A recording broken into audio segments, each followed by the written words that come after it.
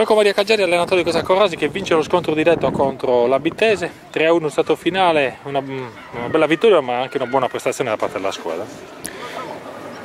Ma una partita difficile sulla carta, perché comunque giocavamo con una diretta concorrente per la piazza d'onore, diciamo.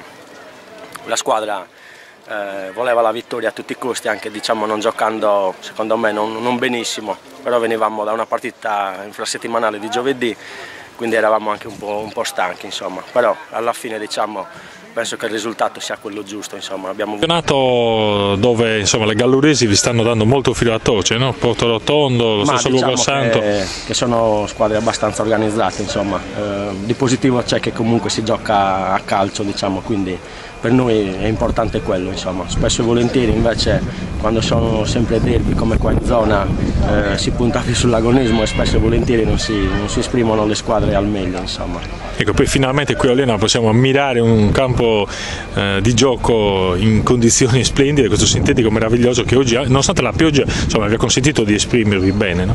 No, da quel punto di vista diciamo che il terreno di gioco, diciamo, è ottimo, insomma.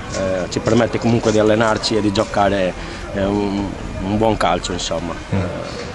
Nonostante insomma le piogge di questi giorni il terreno è rimasto, diciamo, perfetto.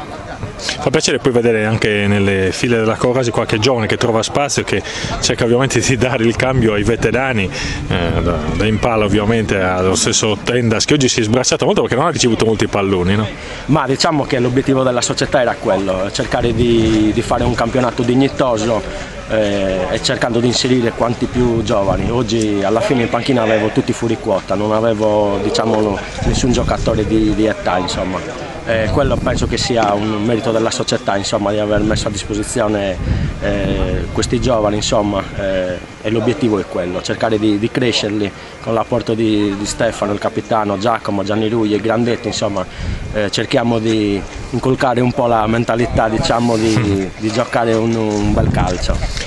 Benissimo, noi ringraziamo Mr. Caggiari, complimenti a te e alla Corrasi per questa vittoria e soprattutto per il campionato.